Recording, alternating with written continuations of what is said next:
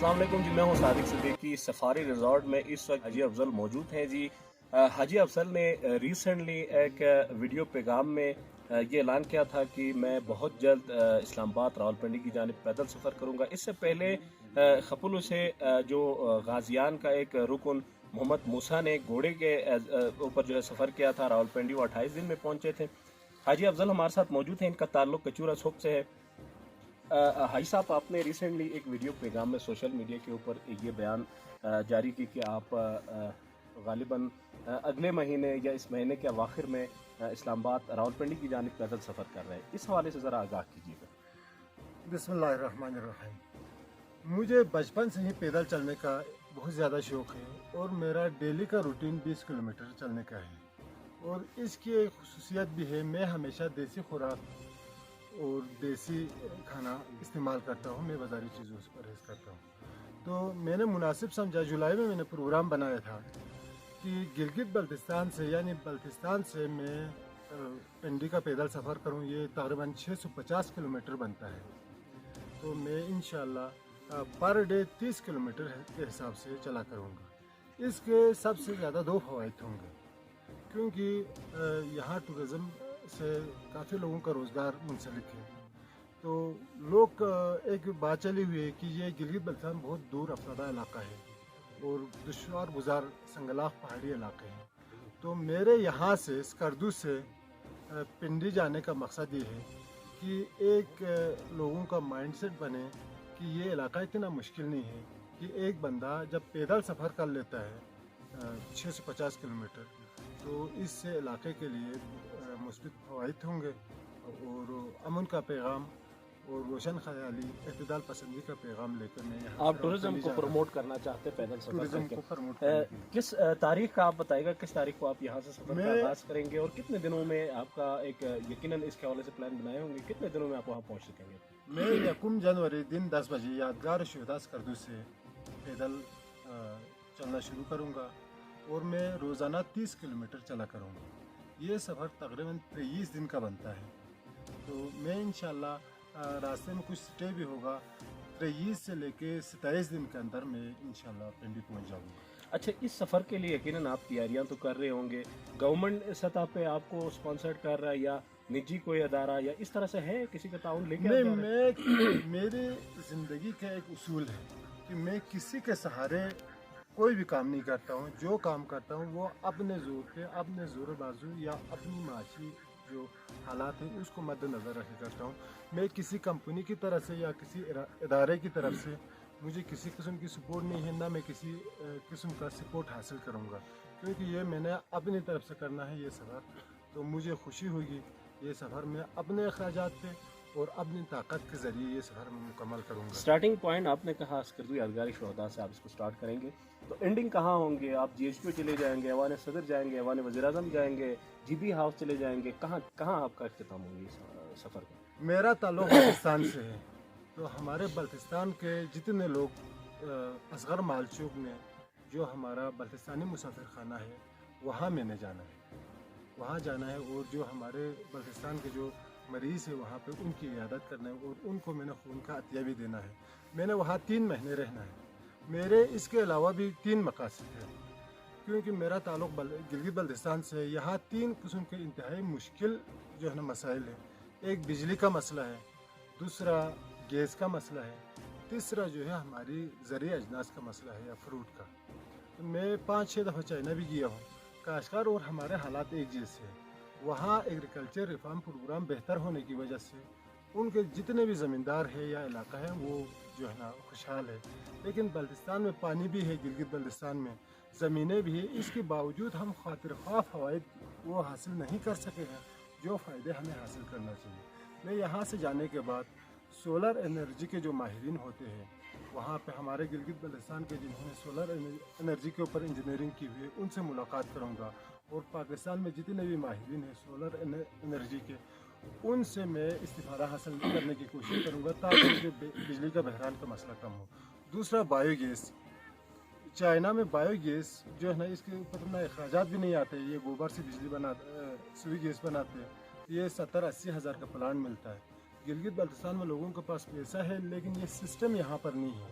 تو میری کوشش ہے یہاں پر بایو گیس کا نظام چلے تاکہ جو ایندھن کے طور پہ جو ہمارے پھلدار درختوں کی کٹائی ہوتی ہے یہ رک سکے. اس کا ہمیں بہت بڑا نقصان ہو رہا ہے. لوگ گیس کی جگہ لکڑی جلاتے ہیں، اس سے ہمارے جنگلات اور جو ہے نا پھلدار درختوں کے اوپر بہت برا اثر پڑ رہا ہے. اچھا حاجی صاحب، آپ کے یقیناً آپ کہتے ہیں کہ گیس، بجلی اور بہت سارے دیگر ایشوز ہیں، ان کو جا کے ہائی لائٹ کریں گے، یہ اچھی بات ہے. یہ بھی آپ نے بتا دیا کہ 1 جنوری سے آپ سفر سٹارٹ کریں گے. ڈیلی یقیناً اس کے اوپر کاسٹ بھی بہت زیادہ آئیں گے، ڈیلی آپ کے اخراجات آئیں گے، تو اس حوالے سے بھی اخراجات پورا کرنے کے حوالے سے بھی آپ نے کوئی منصوبہ بندی کی ہوگی، اس بارے میں ذرا بتائیں. کتنا دن میں آپ کا خرچہ ہوگا اور اس سفر کو ختم کرنے تک آپ کو کتنا بجٹ چاہیے ہوگی؟ تقریباً یہ تو میں نے پہلا سفر کیا ہے. اس سے پہلے میں نے گولتری سے لے کے اسکردو تک کا 2 دفعہ پیدل سفر کیا ہے، جو تقریباً 6 سے 7 دن کا سفر تھا، وہ میں نے کیا ہے. گلگت سے 2012 میں اسکردو تک پیدل آیا ہوں، وہ سفر بھی میں نے کیا ہے. مجھے کچھ تجربات تھے اور کچھ مجھے جو ہے نا اس میں معلومات ملی ہوئی ہے کہ اتنا اس میں خرچہ آتا ہے. تو میں انشاءاللہ اپنے جیب سے وہ خرچہ پورا کرنے کی میرے پاس گنجائش ہے. چلے سفر کے حوالے سے ہم نے آپ سے بات چیت کی، ذرا ہم آپ کے نجی زندگی کے حوالے سے بھی بات چیت کریں گے. یقیناً آپ نے تعلیم بھی حاصل کی ہوگی، سروس آپ نے پاک فوج میں بھی کی، پولیس میں، تو اس حوالے سے ذرا ہمیں آگاہ کیجیے. تعلیم آپ کی کتنی ہے؟ سروس آپ نے فوج میں کہاں تک، کس رینک تک آپ نے سروس کی ہے؟ اس کے علاوہ پولیس میں بھی آپ نے سروس کی ہے، اس حوالے سے ذرا آگاہ. میں نے لگ بھگ تقریباً 23 سال وزارت دفاع اور داخلہ میں سروس کیا ہے. میں اس کے ڈیٹیل میں نہیں جانا چاہتا ہوں. میری جو تعلیم ہے وہ میں نے BA نفسیات کیا ہوا ہے، ٹھیک، سائیکالوجی کیا ہوا ہے، اور میرا جو پیشہ ہے اس وقت وہ ایگریکلچر کا میرا پیشہ ہے. میں جب 2012 میں پاک چائنا بارڈر پہ جب میری ڈیوٹی تھی تو وہاں سے میں نے تقریباً 800 پھلدار پودے لائے تھے اور 1000 پودے لائے تھے. اس میں سے تقریباً 800 پودے لگے ہوئے ہیں. اب میں ان پودوں کی دیکھ بھال کرتا ہوں اور فروٹ بیچتا بھی ہوں، کچھ ہم گھر میں بھی استعمال کرتے ہیں. میرا جو پروفیشنل پیشہ ہے وہ میرا یہ باغبانی کا ہے. تو آپ کوئی پیغام دینا چاہیں گے ہمارے میڈیا کے توسط سے عام لوگوں کو، پاکستانیوں کو؟ میں خصوصاً گلگت بلتستان کے جو لوگ ہیں ان کو خصوصی طور پہ پیغام دینا چاہتا ہوں. میں نے سروس بھی کیا ہے، میں ٹورزم میں ٹرانسپورٹ کا بھی ہمارا اپنا ذاتی کام ہے. ہم ہوٹل بھی، ہماری اپنی ذاتی ہوٹل ہے، وہ بھی ہم چلاتے ہیں. جتنا فائدہ پھلدار درختوں میں ہے یا ایگریکلچر میں ہے وہ فائدہ نہ کسی میں بھی نہیں ہے. اس سے تو ایک انسان کی صحت بن جاتی ہے. اب میں اللہ کا شکر ہے جو ہے نا ڈیلی دیسی چیزیں استعمال کرتا ہوں. خوبانی اور جو کی چپاتی میں استعمال کرتا ہوں اور ڈیلی 20 کلومیٹر میں چلتا ہوں.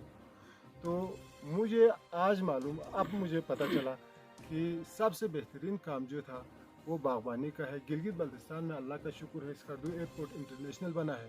تو میری اسکردو کا عوام سے گزارش ہے آپ زیادہ سے زیادہ پھلدار پودے لگائیں، کیونکہ اب یہاں دبئی، ملیشیا یا مختلف جو یورپین ممالک سے یہاں پہ جو ہے نا ٹورسٹ آئیں گے.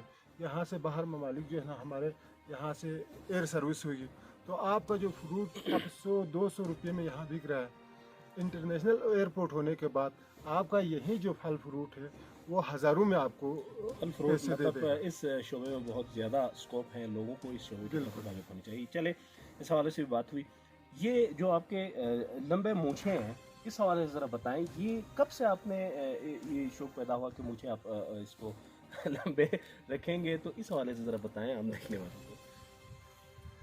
مجھے یہ مچھر رکھنے کا شوق تقریباً آج سے 20-22 سال پہلے مجھے مچھر رکھنے کا شوق ہوا تھا.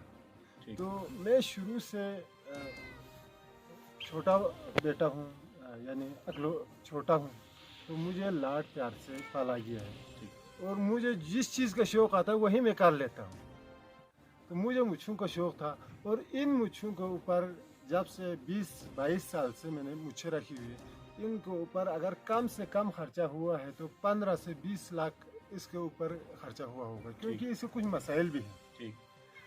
اگر تیز ہوا چل رہی ہو یا بارش ہو رہی ہو تو بندہ باہر جا کے کام شام کسی قسم کا جو ایکٹیویٹیز ہے وہ نہیں کر سکتا ہے. تو اس کے اوپر اخراجات بھی زیادہ ہوتا ہے. اب بندہ اتنی بڑی مچھیں رکھ کے کام کاج بھی، چھوٹے موٹے کام بھی نہیں کر سکتا ہے. تو معاشی طور پہ مضبوط ہونا ان کے لیے بہت ضروری ہے. مچھیں رکھنے کے لیے لمبے مطلب معاشی طور پہ مضبوط معیشت ہی مضبوط مچھیں رکھ سکتے ہیں، اور اس کے ساتھ مضبوط اعصاب ہونے چاہیے، مضبوط دل ہونا چاہیے. गिलगित बल्तिस्तान में काफ़ी टूरिस्ट जो है वो मुझे देखने के लिए कोई आते खास हैं। शनाख्त के लिए आपने ये मूछें रखे हैं या फिर शौक था? बिल्कुल मेरा शौक था। मैं हुंजा में जो सलाहुद्दीन है अल्तिफ फूड में, वो मेरा दोस्त है, तो हम दोनों का मुकाबला था और मैंने पूरे पाकिस्तान में 2011 में पहली पोजीशन हासिल की है। ठीक। तो मेरा जो रिकॉर्ड है वो पाकिस्तान में कोई नहीं तोड़ सका है। मेरी मूंछों की लंबाई जो है वो इस वक्त तकरीबन 40 इंच है। ठीक। तो 40। इनको मैं बकरियों का जो हड्डी में गोदा होता है ठीक।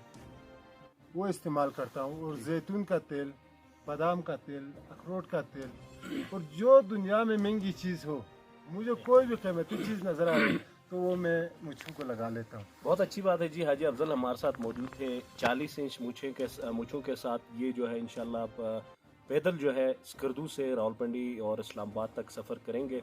हमारी दुआ है कि अल्लाह इनके सफ़र जो है वो बखैर व खूबी अख्ताम तक पहुँचाएगा कि ये 1 जनवरी को स्कर्दू से अपने सफ़र का आगाज़ करेंगे। हाजी अफजल का ताल्लुक़ कचूरा छोक से है जी।